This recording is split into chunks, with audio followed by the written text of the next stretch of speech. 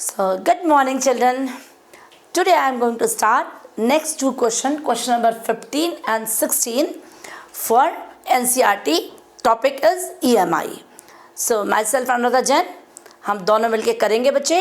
अपना notebook copy pen साथ में रखेंगे बच्चे और साथ साथ में क्वेश्चंस करेंगे. ठीक है, चलो बच्चों, as usual first start the read question करेंगे.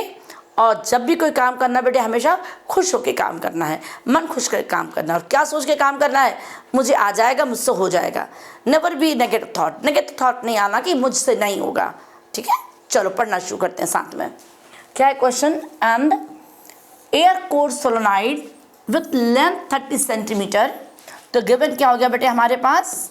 गिवन लेंथ आ गया बेटे हमारे पास 30 सेंटीमीटर और एरिया आ जाएगा हमारे पास 25 सेंटीमीटर स्क्वायर. और नंबर ऑफ टर्न दे दिए बेटे मुझे 500.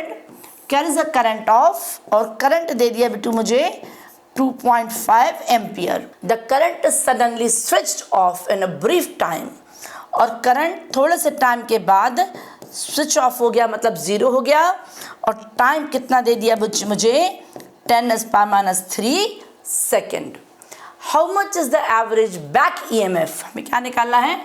Average back EMF induce across the end of open switches in a circuit. अब सर्किट में and ignore the variation in magnetic field near the ends of solenoid. सबसे पहले तो आप क्वेश्चन पढ़ेंगे और ये सोचेंगे एयर कोर क्या चीज़ हो गई बेटे. ठीक है, तो सोलोनाइड होती है ना बेटे, आप क्या करते हैं, ये सोलोनाइड है बेटे, है ना, तो इसको हम लोग एयर कोर बोल देते हैं. एयर कोर का मतलब है इस सोलोनाइड के अंदर ये सिर्फ ऐसे ही बाउंड है. यदि मान लो एक ये सोलोनाइड है और ये कोर है, तो जो कोर है जिसके ऊपर इसको बाउंड किया गया है, ठीक है, तो ये कोर आयरन की भी हो सकती है, किसी और मटेरियल की भी हो सकती है. जब आयरन की होती है तो इसको हम लोग बोलते हैं आयरन कोर सोलोनाइड. अब फ़र्क क्या है दोनों में? यहाँ पर जो मैग्नेटिक फील्ड आता है वो आपने सीखा μ0 Ni, और इस केस में जो आयरन होगा उस केस में आ जाएगा μ0 एंड μr Ni. और जो μr कहलाएगा ये कहलाता है रिलेटिव परमेबिलिटी ऑफ सोलोनाइड. ठीक है, तो कोई और सब्सटेंस भी हो सकता है. तो एयर देख के आपने कंफ्यूज मत होना कि ये कौन सी सोलोनाइड आ गई. सोलोनाइड के दो टाइप के होते हैं और हम ये समझ लेते हैं कि जो एयर सोलोनाइड होती है उसका L कम होता है और इसका L ज़्यादा होता है. कितना? क्योंकि L का फॉर्मूला भी कितना था एयर सोलोनाइड का? μ0 N² A और L. कहीं कहीं कुछ बुक्स में कैसे लिख देते हैं? μ0 N² एरिया और लेंथ को वॉल्यूम भी कर देते हैं. और यहाँ पर कितना आ जाएगा? जहाँ जहाँ μ0 आता है वहाँ क्या लग जाएगा? μr लग जाएगा. क्या लग जाएगा? μ0 एंड μr N² V कर दो या AL कर दो, जैसे भी कर देते हैं. यहाँ तक बच्चों को समझ आ गई. अब नेक्स्ट मैं टॉपिक पे आती हूँ, क्वेश्चंस पे आती हूँ कि हमें बैक EMF निकालना है. फॉर्मूला यदि आप लोग को पता है तो आप एकदम से निकाल लेंगे. चाहे बैक EMF बोलो चाहे इंड्यूस EMF बोलो, एक ही बात होती है. तो इंड्यूस EMF कितना आ जाएगा? E = simple formula di/dt.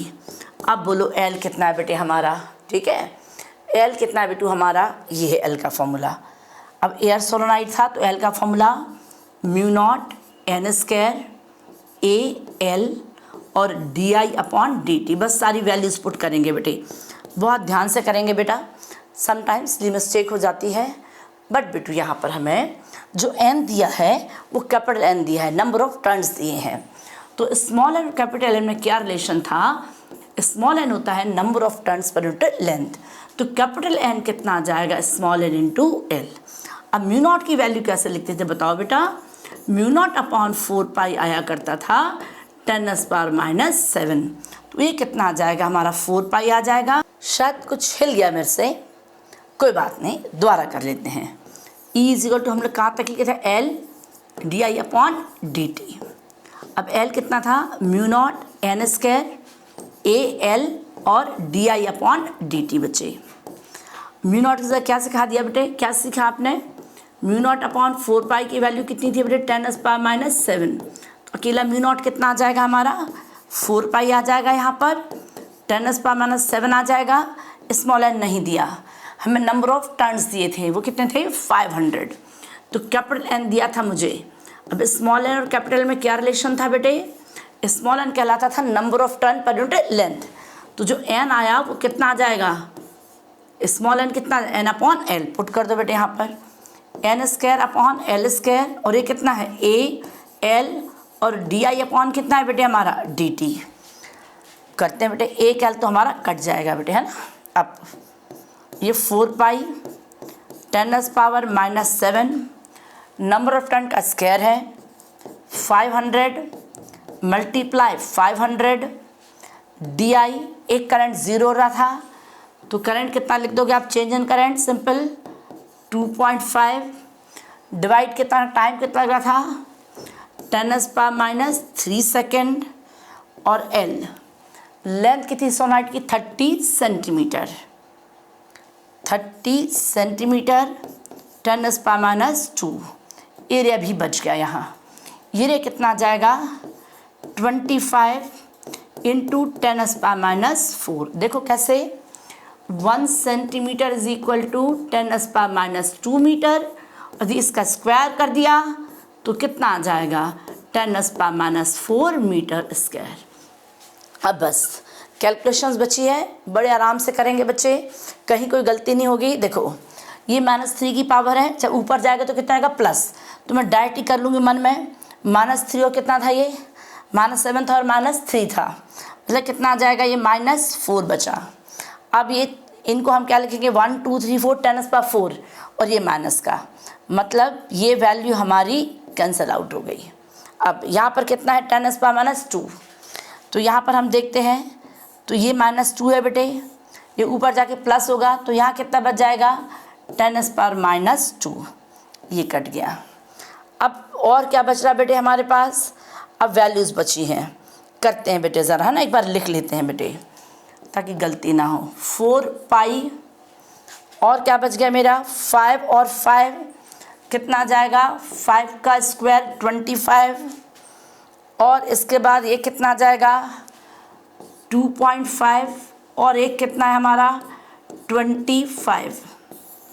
कोई पावर बच रही है, बच रही है बेटे 10⁻² की पावर बच रही है, और एक कितना बच रहा है हमारा 30 बच रहा है। देखते हैं बेटे ज़रा आप कैसे करेंगे। हम इसको मैं 30 को मैं 3 × 10 लिख लूँगी, और ये मैं 0 कर दिया। 25 4 मुझे आता है, आपको भी ऐसे कुछ कुछ कैलकुलेशन पक्के लर्न कर लेना है। 25 4 100, और ये 4 चला जाएगा। यहाँ से 25 और 25 का स्क्वायर भी पता है, 25 का स्क्वायर होता है 625। कैलकुलेशन ऐसी करनी है कि ताकि हमें जल्दी हो जाए हमारा। 625 ये भी चला गया। अब यहाँ पर कितना आ गया मेरा पाई आ गया, और 625, और यहाँ पर हमारा नीचे 3 बचा है बेटे, और ये कितना है मेरा 10⁻²। यदि मैं अप्रॉक्सीमेटली इसको पाई को 3.14 वैल्यू है बेटे, तो कितना आ जाएगा 1.0 और अप्रॉक्सीमेटली 5 ले लिया मैंने, ठीक है। और 6 ये कितना है 625 है, पावर 10⁻² है, तो 1.05, और -2 को हम क्या ले सकते हैं 6.25। मल्टीप्लाई करोगे तो आंसर इसके रेंज में आएगा, आप अप्रॉक्सीमेटली आंसर 6.5 वोल्ट तक आ जाएगा। क्लियर बच्चे, कैलकुलेशन में आराम से करो। आराम से मेरा मतलब ऐसा नहीं कि बिल्कुल धीरे धीरे करो, मेरा मतलब है कि कैलकुलेशन करते वक्त स्मार्टनेस करो कि कौन सी वैल्यू पहले कट करनी है ताकि लंबा ना हो, छोटा हो बेटे, ठीक है। Now we are switching over to the next question, question number 16। बच्चे अपने आप नोटबुक कॉपी में ज़रूर करेंगे बेटे, है ना, सुन सुन के चीज़ें नहीं आती, करना पड़ता है बेटू, है ना। नेक्स्ट अब क्या बोलते हैं ये, obtain an expression for mutual inductance between long straight wire and the square loop. इन दोनों के बीच मुझे म्यूचुअल इंडक्टेंस निकालना है, ठीक है बच्चे। सेकेंड क्या बोलते हैं, evaluate the induced EMF in the loop if the wire carries the current of 50 ampere and loop has velocity भी दे दी है, location x is equal to 0.2 metre पे निकालना है। Take a is equal to 0.1 metre, assume that the loop has a large resistance. चलो कोई बात नहीं बेटू। अब सेकंड पार्ट थोड़ा आसान लग रहा है। हमने क्या लगाना है, E is equal to BLV निकालना है, पर बात ये कि इन्होंने B नहीं दिया बेटू हमें, है ना। अब जब B नहीं दिया तो हम निकालेंगे कैसे, चलो लेंथ भी मान लेंगे, V भी दे दिया है। तो B निकालने के लिए हमें क्या सोचना है कि यदि एक स्ट्रेट कंडक्टर था, यदि एक स्ट्रेट वायर है, तो इससे यहाँ पर फील्ड कितना होता था। नोटिस में पढ़ा है बच्चों ने, बताओ कितना था फील्ड। हाँ good, mu naught upon 4 pi I upon perpendicular distance A लिखते थे आप लोग, और यहाँ पर साइन फाई वन प्लस लिखते थे साइन फाई टू। अब वायर जब ऐसे दे दिया मतलब हमने क्या लिया, इन्फानाइट वायर।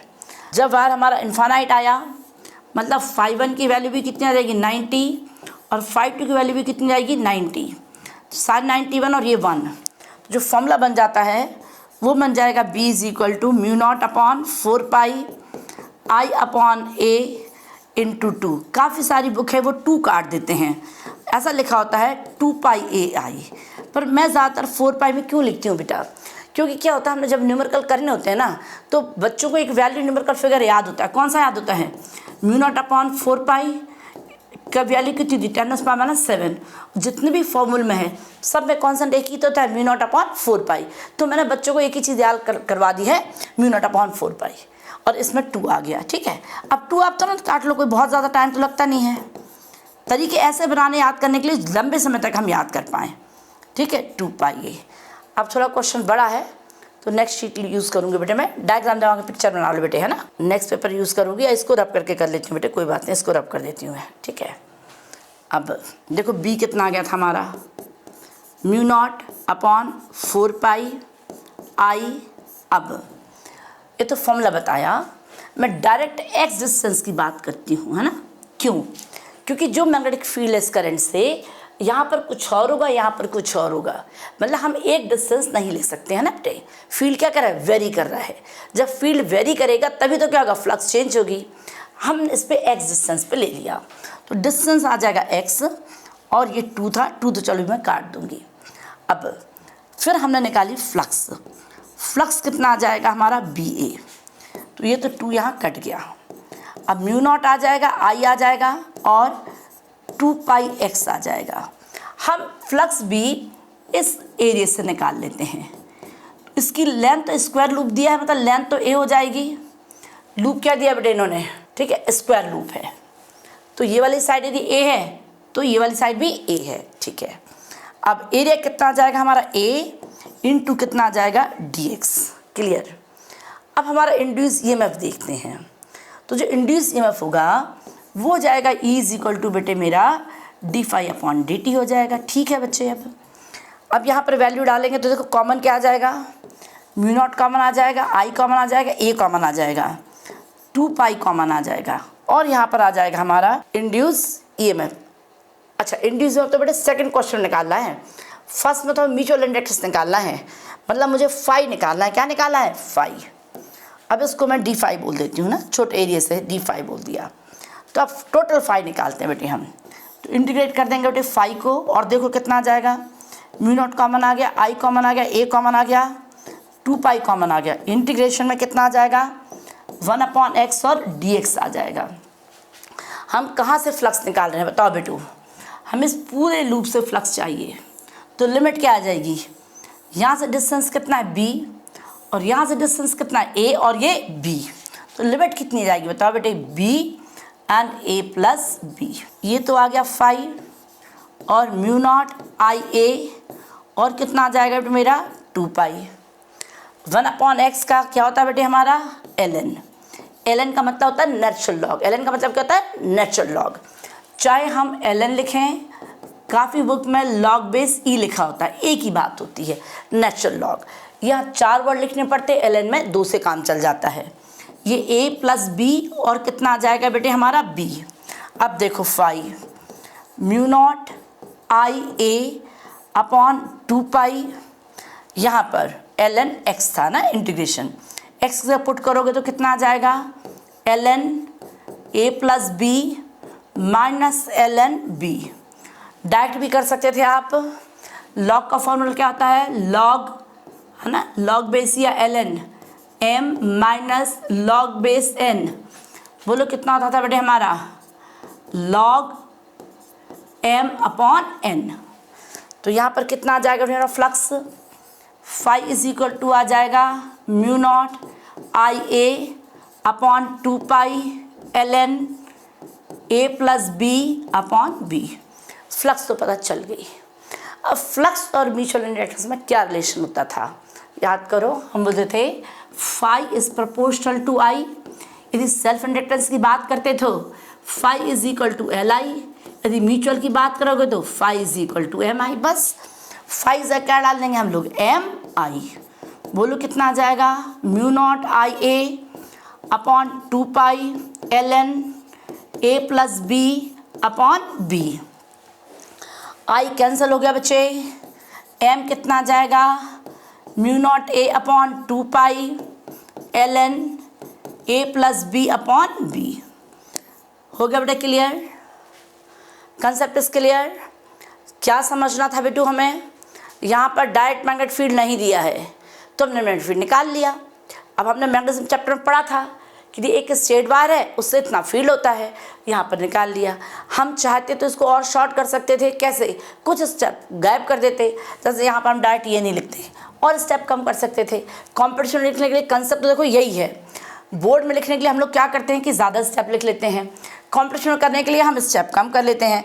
यहाँ पर मैं एक बार में यहीं डिफाई कर देती और इसको एक बार में लिख लेती बेटे, तो वो थोड़ा फास्ट हो जाता है, पर कंसेप्ट नहीं चेंज होगा बेटे। हम सोचें कि कॉम्पिटिशन के लिए कोई और कंसेप्ट होगा, यहाँ के लिए कुछ और, ऐसा नहीं है, बस हम छोटे स्टेप कम कर देते हैं तो जल्दी हो जाता है। नेक्स्ट इज, और चाहें तो इसको और कैसे लिख सकते हैं बेटे हम, m इज इक्वल टू क्या लिखा था मैंने, mu naught upon 2 pi I, 2 pi A था, है ना, और यहाँ पर आया था L N A plus B upon B.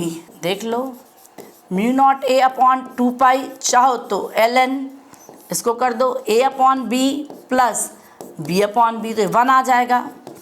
Mu naught A upon 2 pi L N A upon B plus 1, जैसे मर्जी लिख लो बेटे, है ना, कोई बड़ा बहुत ज़्यादा टेंशन लेने वाली बात नहीं है। ओके बच्चों, now A part is clear बच्चे। Now I am coming to the part B. अब बी पार्ट देखते हैं क्या करना बेटू हमें। इवैल्यूएट इंड्यूस ईएमएफ, यदि वायर में कितना करंट फ्लो कर रहा था 50 and loop has instant velocity 10, ठीक है। एट लोकेशन, किस लोकेशन में निकालना है, इसी लोकेशन पे निकालना है बेटे मुझे, है ना, पॉइंट 2 पे। Take A is equal to 0.1 metre, A की वैल्यू मुझे 0.1 मीटर दे दी है, कोई बात नहीं। अब मुझे इंड्यूस ईएमएफ में जो सबसे पहले चीज़ पता है वो क्या है, वी एल बी निकालनी है। अब देख लेते हैं बेटे ये तीनों परपेंडिकुलर है कि नहीं। अब मुझे ये समझ आ गया कि जो वेलोसिटी है v और जो लेंथ है वो तो परपेंडिकुलर है, कैसे, v इधर है और एल ही ले लिया। अब आ गया बात b की, यदि इसको मैंने x ले लिया, इसको मैंने y ले लिया, अब करंट अपवर्ड है तो फिंगर का रोटेशन क्या होगा बेटे हमारा, एंटी क्लॉकवाइज। तो एंटी क्लॉकवाइज और मैग्नेटिक फील्ड की डायरेक्शन हम इनवर्ड भी बोल देते हैं। जैसे नहीं समझ आता तो और क्या कर सकते हो, देखो ये थंब किया, थंब क्या बता रहा है, डायरेक्शन ऑफ करंट। फिंगर कहाँ खुल रही है, पॉइंट पे, तो जो पाम है वो कहाँ है, अंदर, तो अंदर है, इसका मतलब क्या हो गया, माइनस के कैप, माइनस क्या हो गया, के कैप, मतलब तीनों परपेंडिकुलर हो गए, मतलब इंड्यूस ईएमएफ तो है, ये तो 100% बात हो गई। अब बी कौन सा निकाला था, इस वायर से। अब म्यू नॉट अपॉन, ठीक है, 4 पाई कर लूँगी मैं, आई अपॉन डिस्टेंस x इंटू 2, और एल की जगह साइड ए दे दी और v, अब बस वैल्यू पुट करनी है बेटे। इसकी वैल्यू 10⁻⁻7 आ जाएगी। करंट कितना बचे हमारा 50, और x की वैल्यू कितनी है बेटे हमारी, x is equal to b, और x डिस्टेंस में निकालना है, तो x की वैल्यू कितनी है 0.2, और ये 2 है, और ये कितना दिया है 0.1 दिया है, और v कितना दिया है बच्चे हमें 10, ठीक है जी। एक पॉइंट तो कट गया, एक 2 तो कट गया।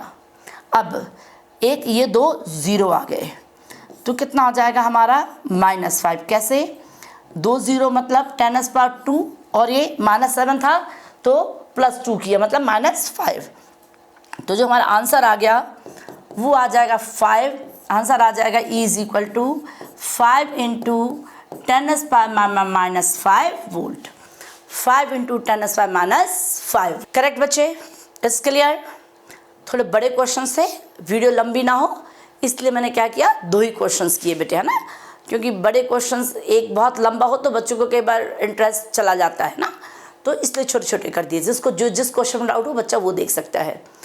ओके बच्चों, do hard work as much as you can do, और खुश होकर काम करेंगे। जो भी काम करना बच्चों ने खुश होकर करेंगे, और अपने आप को कभी ये नहीं सोचेंगे नहीं होगा तो क्या होगा। ठीक है, ओके बच्चों।